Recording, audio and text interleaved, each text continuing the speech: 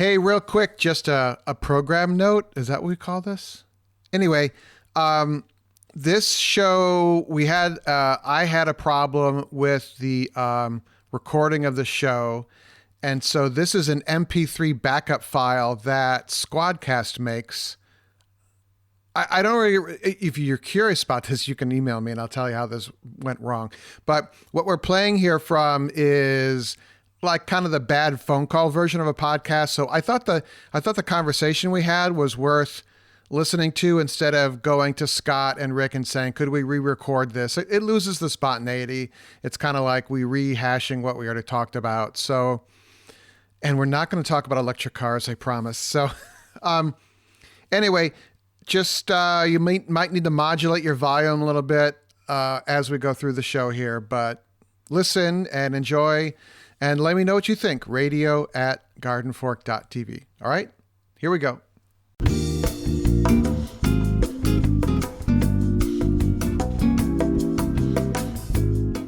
Hey, thanks for downloading the show. Welcome to Garden Fork Radio. Literally 3 minutes ago, I was lying on the floor on a gym mat with a heating pad and 2 Advil, and my quadratus lumbaris was locked up, and I fell asleep, and I forgot. Well, I didn't forget. I slept through the beginning of the show. So, my friends Scott, who's an agronomist, and Rick, a regular co-host, are here. We're going to talk about this great list that Scott brought to us about garden-related stuff. I'm not going to say a lot because it just hurts to talk. So welcome, guys. Welcome, Scott. Thank you for the list and scheduling this. You're the adult in the room. Well, thank you. Thank you for, we finally got this put together, so. Yeah, good morning, Scott. How are you, my friend? I'm doing pretty good here, so. Terrific. What's the temperature? You're in Saskatchewan, right? No, Alberta. Right. I started to say, what's the difference? But We're closer to the Rocky Mountains here, so okay. we're in our big temperature swings now, which we usually get with I was telling Rick earlier that we couldn't hit the record button. If we could have had the whole podcast done, but Yeah, really. By now, we're waiting for that deadbeat, I won't give Rick that button. Anyways, I know the temperatures in Celsius, but a week ago we were at -30, which in Fahrenheit, it's close. Damn cold. It's cold. And right now we're at +10, which I think is in the 50s in Fahrenheit. Yeah. So, but we just go through these swings. It's just the area we're in. We get the Arctic air and the Gulf of Mexico air and the Pacific air over the mountains that all seem to converge in this area. So it just depends on who's winning. Wow, you never put up your summer clothes then, because you might need them on any given day. The only month that people around here have said that they've never seen snow is July. Wow. And I have seen snow in early June, and I've seen snow in late August. So yeah, it can. It varies a lot. It varies a lot. I mean, the one advantage we have is we don't have as much pest pressure here because we're more of a drier climate. We're also high elevation. We're about 2,500 to 3,000 feet above sea level here. Right. So there's just it's an interesting climate. The one thing that really helps plants in the summer is that we usually have cool nights. So it'll get down to, in Fahrenheit, it'd be in the 50s or 60s every night. And so for the plants that like that, like potatoes, sugar beets, even the grains, like that cool down. There's always a cool down, and then you can get warm during the day. So, right. Yeah. Interesting. So can I ask a potato question? Sure. A potato question, Mr. Potato Head. Is it worth getting for my raised bed gardening? Can I just go to the grocery store and buy some Yukon Gold potatoes, or should I buy the certified seed potatoes? You really should buy the certified seed. Okay. The reason for it is that the certified seed, like they started out in tissue culture with absolutely clean virus-free seed Uh-huh. or cuttings. And so over time, they build up these viruses, and they don't affect humans, but they do affect the plants over time. So over generations and generations, they just kind of build up, and it can be a source to neighboring commercial fields or other fields too, with insects that can vector them. So All right. you know, if you just want food or if you need food, then you plant what you got. But in terms of the best practice, I guess the other thing too is that a lot of these potatoes that are in the supermarket will have had sprout inhibitors put on them. Whether they're, you know, there's some are organic approved and some are more chemically based, but so you may have a little problem with them sprouting. All right, I will go with this seed from, I got a catalog from Maine, and they are the nicest people in the world, the organic seed. It's a little pricey, but it's a family-run farm, and by the end of the show, I will have remembered their name. So, Yeah, I mean, we this, were just going to call you Typhoid Eric. yeah. You know, spreading disease all over the Northeast. So first on Scott's list was he repaired his swivel chair. yeah, I just so the chair it's like a rocking chair that has a swivel on it. Okay. I don't know how to it's kind of like halfway between like an easy chair and an office chair.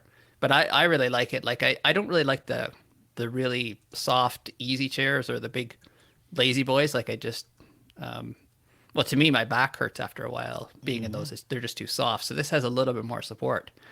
But anyways, the swivel on it was just it was getting tougher and tougher to move, and I don't know, I just thought, well, maybe it felt like a bearing, and I checked under it, and I was surprised to see that it was very easy to service it, because a lot of these chairs and a lot of these almost everything is so hard to repair. Right, they don't make a repair. So for people that don't know, what does that kind of bearing feel where you think it's off? It was getting rougher, or it was it was hard to turn, and then it got to the point where it just jammed. It just wouldn't move. All right. And so I just thought, okay, I think I know what this is. And again, the bearing was a very obscure bearing, but I called around some part stores in my area, and one store had one deep in their stock, and Wow. they had, it was, they had a pretty high price for it, but I thought, well, by the time I tried to find something else, it's right there. I took it. So, Right. What's and your time worth, you know? yeah. And again, like supporting local, like it was there, I had it, and, packed it and put it back in, and it fixed my chair. The only problem I had for a little while was it was running so smooth that, Oh, I made the mistake of putting those skateboard wheels on all my movable furniture here in the office. And I've had this chair just literally, I sit down and I bump it a little bit and it slides out underneath me before I sit down. oh yeah. I got to be really careful with it. I used to work I worked in two different auto parts shops, and someone can come in with a bearing from an obscure car or, a machine. And basically what we would do is we'd bring out the calipers and we would measure the bearing. And back then it was books, but there's probably online tables now. And you can usually find a bearing. It might take a while.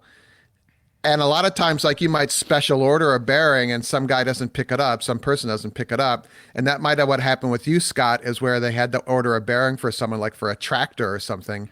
And it ends up they had it just, dust on the shelf kind of thing, and boom, you went and got it. So that's great. Well, and I think that's exactly it, because it is like it's a farming community and oil and gas community too. So yeah, it was probably something where, yeah, it was just brought in, or actually I think what it was is that it was part of a machine that they had at one time. And then of course, when that model disappeared or moved on, well, they still had the part sitting there. So, When I think about that I mean, a chair bearing, a swivel chair bearing, particularly the rocker type.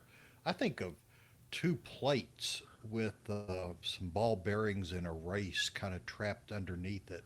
Is that what you're That describing? Yeah, that's exactly what it was. It was actually two bearings in there, and it was only the top one, which of course was taking most of the pressure. Right. That had There had just been a small piece of it had broken, and it finally kind of jammed itself in there.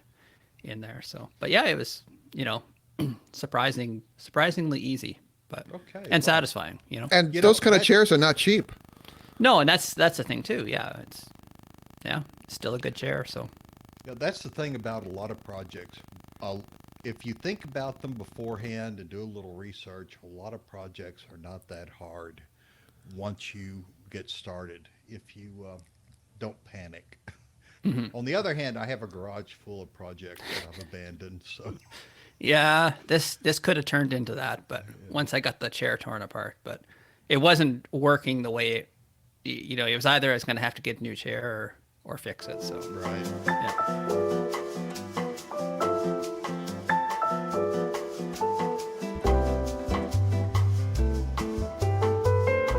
Hey, would you be interested in supporting the show and getting some behind the scenes stuff that I don't share out to the general public?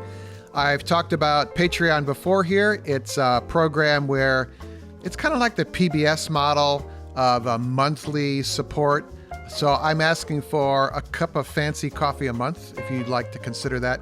And in return, I share with you sometimes stuff 4 times a week. Sometimes it's once a week. It just depends on where my brain is at. But I'm looking at the posts I've done recently. You can get them by email or on the Patreon app. The Patreon app is a much better experience, I think, but also by email.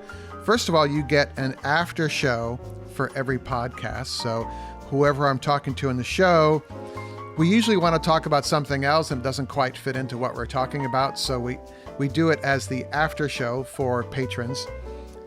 And something I just posted to the Patreons, to my patrons, I found Garden Fork episode number 101 yesterday, and I posted it for patrons, which can be listened to in your podcast app. So the after show has its own unique RSS feed that you can plug into your podcast player, whichever one it is. And so in addition to the regular show on your podcast app, the after show shows up as well. So, and my phone just shut down. So nice. A post called Donut Alone Time. There's a picture of me feeding the Labrador some breakfast. A picture of Andy staring at the camera. I got my ATV, my quad, stuck in the snow, and took some pictures about how I got it unstuck. Progresses on editing I'm doing. I do some screen snaps of the edit screen, and like the donut show, I did a little screen grab of my editing. Talking about where to find the serial number on an engine, stuff like this. So, yeah, cup of coffee. Aren't I the greatest promoter of my own show? So, cup of coffee a month. There's links in the show notes here, or go to patreon.com/gardenfork. That's patreon.com/gardenfork, right? Thank you.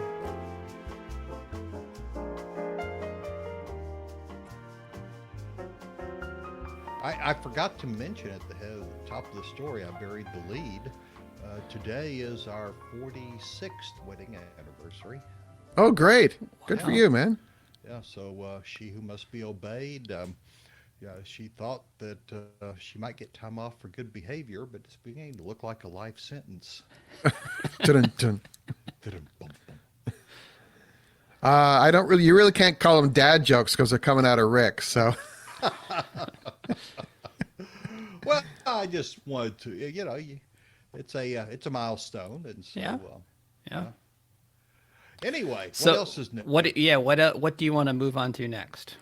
I'm curious about your multigrain bread recipe because multigrain homemade bread is hard to do. It is.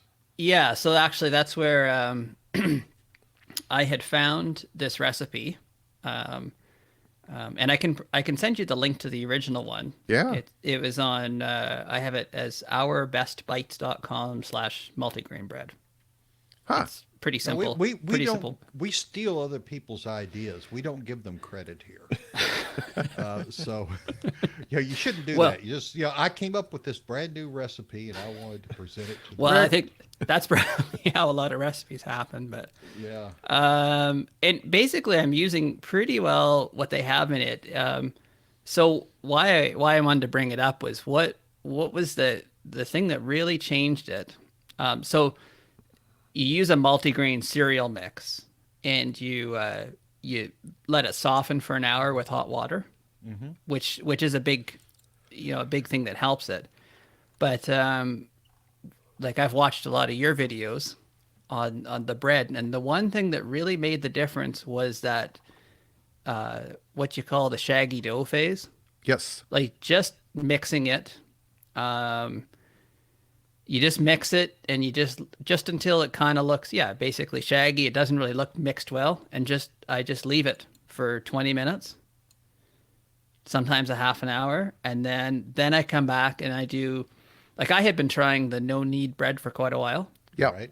but you need a little bit of the kneading in it, and I go about maybe 5 minutes until I can kind of see that gluten, or the stringiness showing, and that seems to make the biggest difference in it. So it does take a while to rise, and I've been using my my oven like as a proofing oven. I can get it to just run it for about 30 seconds, and then it's at about 80 degrees or so in there, and that seems to be what helps to do the proofing time. But yeah, it works good. And then I do the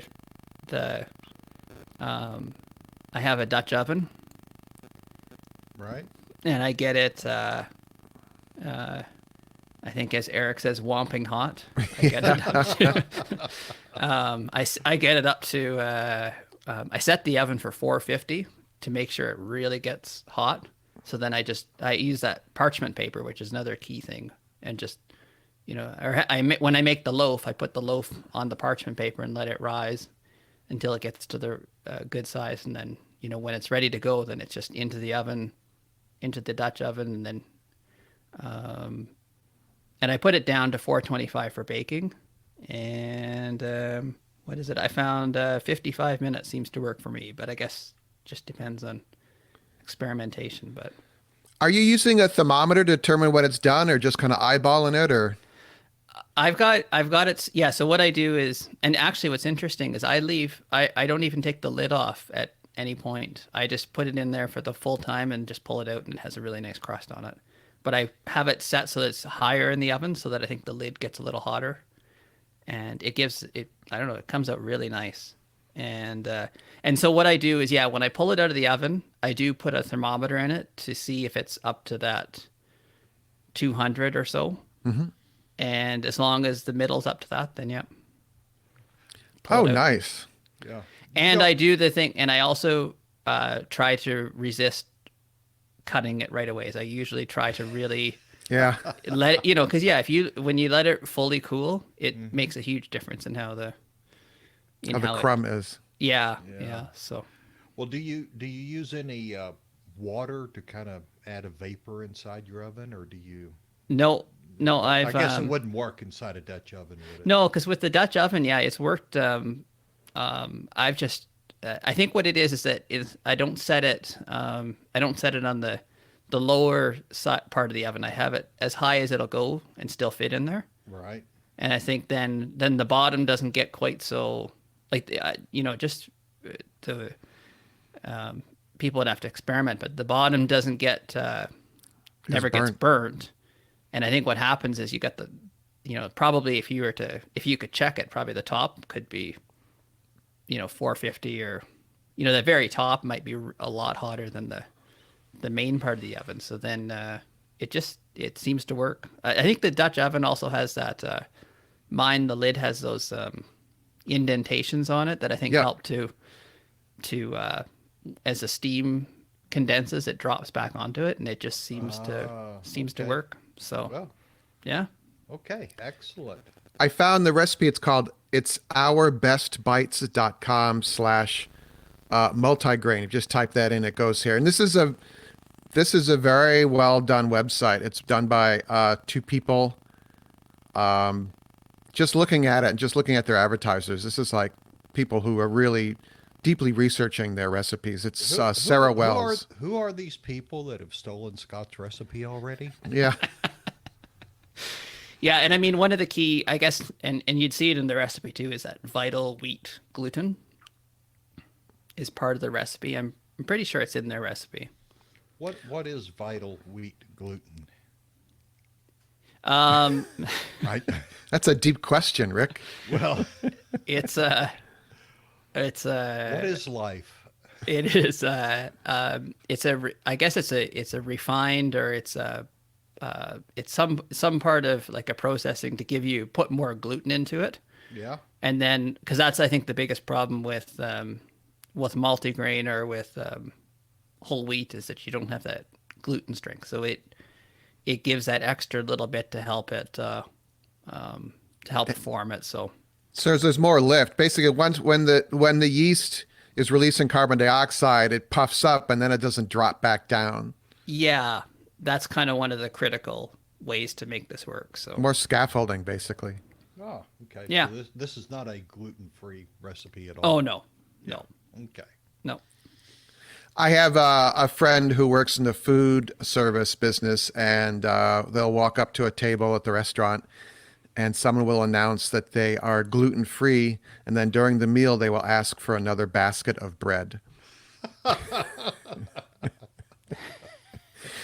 There are people that have to be gluten-free, and I completely understand that, but then there's the fad kind of people, and I'm like, okay. Yeah, all right, so go ahead. and there are people that are the not necessarily like the full was it celiac? It's just a gluten intolerance, or there's some intolerance. But yeah, right. The people that are eating gluten free for health purposes but have no need to. That's no underlying cause. Yeah. I talked about it a little bit ago, but I am caffeine free now, and my stomach is much better now because of that. Oh, okay. Well, I think I'll die before I go caffeine free. In fact, I might if I would. I go with tea. That's my. Well, I guess you were tea as well too, weren't you? Yes, because the caffeine in the coffee was too much for me. Yeah. And then I went to tea, and then I just find now I drink decaf Earl Grey tea. I am so boring. All right, so there's a big topic here which I think we're going to gloss over, but regenerative agriculture and carbon sequestration. But I was very curious about, but I think what might be more interesting for people is garden preparation, because I talked with Aaron about that with my raised beds. And I'm curious because you are the agronomist. You are to me, you're the soil expert. What are you doing for your home garden, Scott? What I'm doing, so you know how the mechanic always drives the worst car? Yeah. Ask Eric. So my garden turned into a cover crop of weeds last year. Uh-oh. And so hope you were in the National Enquirer and come over there and look at that. Well, the bylaw did, so. Oh, wow. So what happened was I didn't really get much out of it this year, but it became a volunteer cover crop, and I just hope that I don't have much seed return. But what I did is, it was weed whacked down, and I've just left everything on the surface. And what I'm hoping is that a lot of the birds and the insects and the predators will eat a lot of those seeds, and I'm going to try not to get them into the ground. And I'm changing a few things that I'm going to change this. I've been trying drip irrigation for years. Yes, I remember. Yes, you sent me some photos. And it just, I think I would, like, I tried a DIY PVC pipe system, but you just have to have them leveled just perfectly to make it work. Like the commercial drip systems, those emitters have a little diaphragm. Well, and also they're pressure sensitive, so you can put, or it's so that you can have a set pressure in it, and it'll only ever put out like whether the emitter is close to the source or right at the end of the pipe, they're always going to put out the same amount, and that was the biggest problem I had. So, so I'm kind of going back to the more traditional rows and overhead sprinkler, but Oh, wow. Well, Yeah. if it works for you, what the heck, you know? well, and that's where like the drip irrigation works. Like I'm still going to be using it in like any perennials or where you have wood mulch or stuff like that with with things that have good root systems Yeah. and you can and it can handle that. But annual crops like what you're growing in a garden, they just don't work as well that way. So, and I don't know, there's something fun about the overhead sprinkler. Just it's wasting a lot of water, but it's fun to watch. So. It's satisfying. So. So do you amend your soil every year? The main thing would be is my own compost that I've been making over the years. So I do like what Rick does. I go and pick up garbage bags of leaves from neighbors and stuff like that. So, and then I just bring out all my kitchen scraps every week and make a compost pile. So that's the main thing that I amend it with. And then I have a little bit of like the commercial fertilizer or the standard synthetic fertilizer, and I'll put that on for things that really need it. Huh. And I'm going to try, see, this is where there's all these great ideas and it's hard to get them all in working I'm going to trying to have cover crops or try to have a, where in my pathways kind of have like a cover crop that's growing, Right. that's more just, I'm tramping it down, and maybe weed whacking it to bring it down. I'm going to try to do more of that, but this relates to a lot of the regenerative agriculture stuff. There's a lot of great ideas out there, but getting them implemented is a challenge. Like there's a reason why we did, we gravitate to the more easier stuff or the standard stuff. But Yeah. Well, I think there's potentials. Eric was doing no-till or tried to do no-till, and he found it pretty frustrating. Is that what you're talking about when you're talking about regenerative? That's part of it. Yeah, it's one way of looking at it. But the real big problem with no-till that is hard to get to work in organic or other systems is that a lot of it does rely on chemical controls of the weeds. So okay. And in no-till gardening, I think this is where there's the distinction of like there's no-till where people are just like they'll hardly even touch the soil. Right. Or they're so afraid to even move the soil because they want to keep it purely no-till. And in that case, it's going to be really hard to control your weeds. But you need a little bit of tillage to mix things up. Oh, and I guess that was one of the things I was thinking of, like because I think Aaron was talking about like to be able to mix in amendments or mixing in compost or stuff. Whether you're using synthetic nutrients or whether you're using compost or say even manure, just leaving it on the surface, it's just not getting to where it needs to be. It'll eventually get there if you had like a massive earthworm population, but you need some type of tillage to move it in. And even on the commercial, the large scale farming there's people realizing that a little bit of tillage every few years, you need to do that just to kind of mix things in. So, but it doesn't have to be like full scale tillage. There you go. I feel redeemed now. Yeah. Yeah. It's kind of like what Aaron said, where it turned all of a sudden it was, everybody said you had to double dig your garden. And then all of a sudden it was no-till. Well, there's something in between. There is something in between. Yeah. Yeah. Yeah. And you just got to experiment and make it work in your system. So I like to watch YouTube. I don't know if you like to do that, but like at the end of the day or at lunch, I like to just prop up my iPad and watch something that's, 7 to 15 minutes long. And I really enjoy a lot of the stuff that's on there.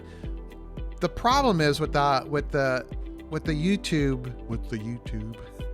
is what bugs me is the algorithm. If I'm doing a deep dive on these father and son who bought a short line railroad. And unfortunately now YouTube shows me a million more railroading videos. And I'm like, I just want to watch this one thing. So at the end of the day, sometimes after about 6:30, I don't do anything computer related. My eyes hurt. I don't post anything on the internet after 6:30 because that's usually when I make mistakes. And I was kind of toast, and I thought, maybe I'll just ride my exercise bike and watch Masterclass instead. So yes, we're talking about Masterclass again. They made me an affiliate, which I'm really flattered by. And so we'll talk about it here. Here we go. I've been watching, hold on, I have his page open right here. It is Chris Hadfield, who is from Canada, and he's a retired NASA astronaut now.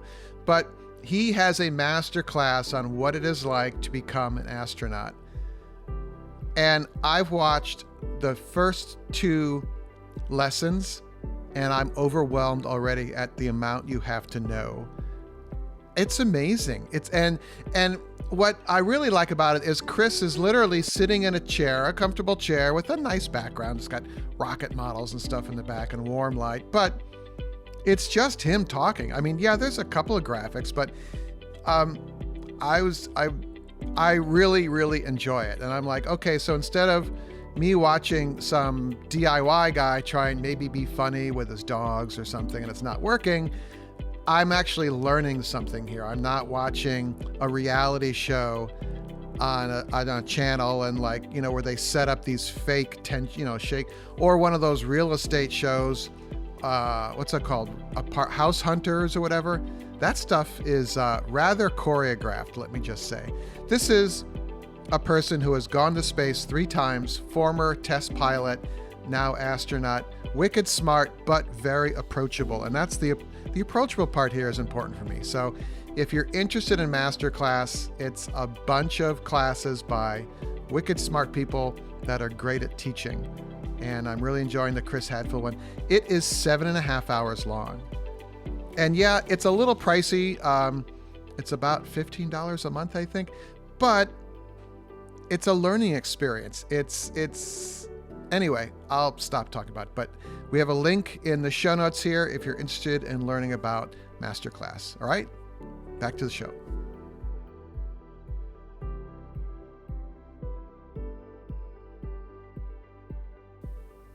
Cool. So I don't know if everyone realizes, but Scott you're an agronomist. Is that correct? Yes. And you are a consultant for large commercial farms in your area. Yes. Yeah, and that's my main job, and then I've also expanded out to making some online. I made one online course, and I'm gonna start trying to make more of those so that. Oh, really? Yeah. So click on the link, Rick. The Plants Dig Soil link. Do you see that in the email? Well, I'm looking at your course. Well, I see it. Yeah. Yeah. Plants. It's called a link, soil. Rick. It's called a link. It's a hyperlink. Hyperlink. Well, this is great because I read this in the show notes and I'm like, okay, I guess this is a course he's suggesting. And then I'm like, oh, it's a picture of Scott. Yeah. So you created a cover crop course. Is this for your average backyard gardener, or is this for a commercial farmer, or? It's more targeted at commercial farmers and more targeted to people in my area, like the Canadian prairies. And more specifically, it's more targeted to people that are going to be, that are just growing crops. There's a lot of, in regenerative agriculture and in a lot of things, there's a lot of talk of integrating animals.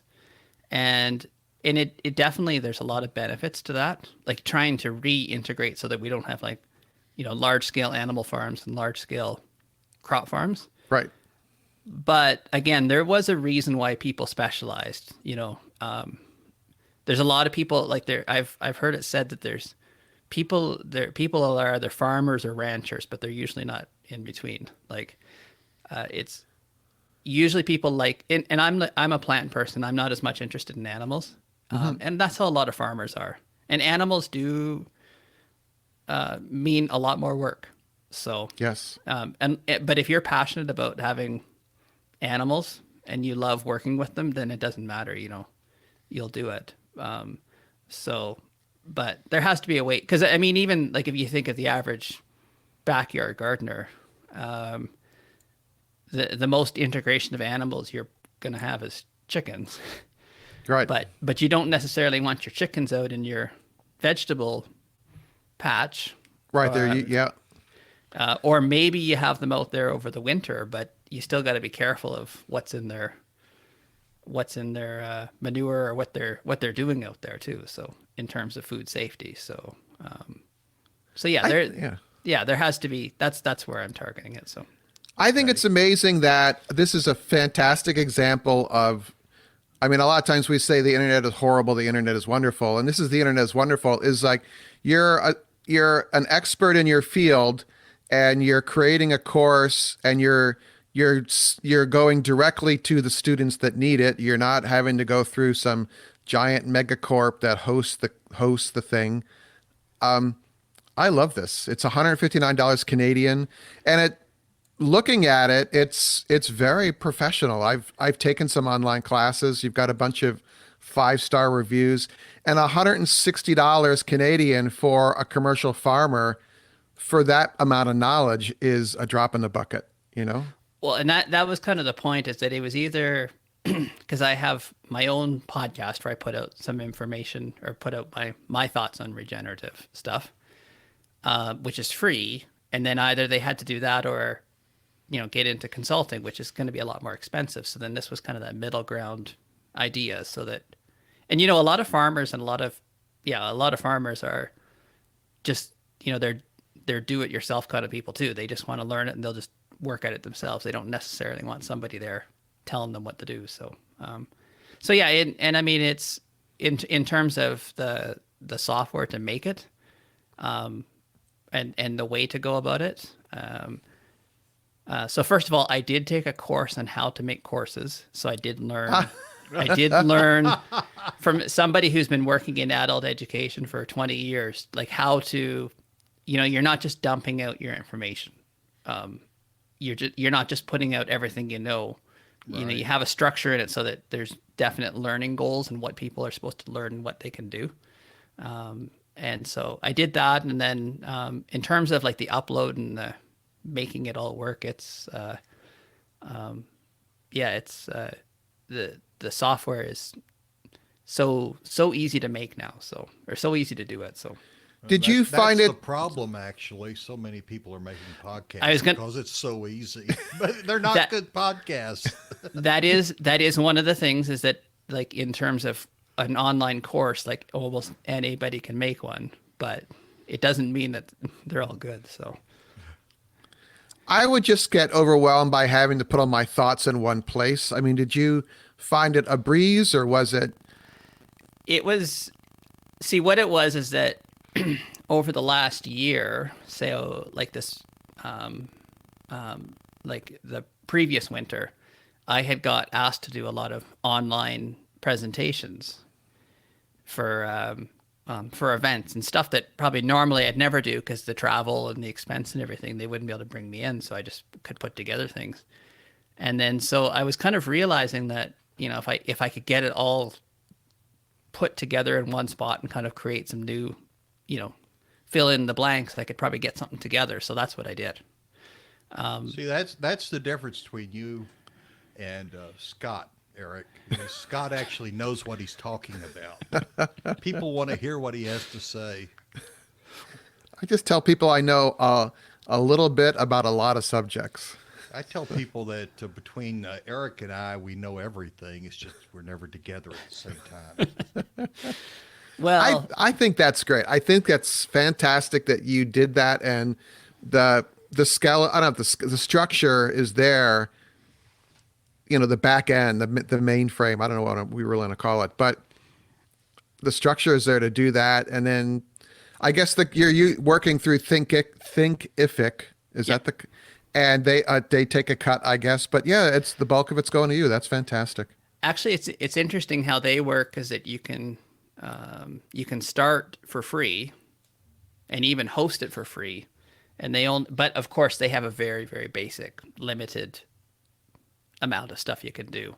Right. And actually, they don't take a cut of it, which was interesting. But they have, but they provide the payment systems, and the payment systems take a cut. Which I mean, right. I'm fine with that because people can put in, like they use PayPal or Stripe, and if there's ever any problems with credit card or financial stuff, that's their problem. It's not mine. It's you know what I mean? Like I don't have to, I'm not trying to make my own checkout or having to watch security stuff. That's all on their end. So I'm happy to pay for that and not have to worry about it. So, and I got the payments like within days. It was pretty good. So That's great. I have a friend who is a very accomplished travel and documentary photographer, and I said to them that I was like, "You should teach an online class," and they said, "I don't know how to start." So I'm gonna point them toward Thinkific. And if you could send me the link to the how to do an online class link, that would be helpful too. I'll put that in the show notes. yeah, I'll do that too. And I can say that the name of it is Heather DeVoe.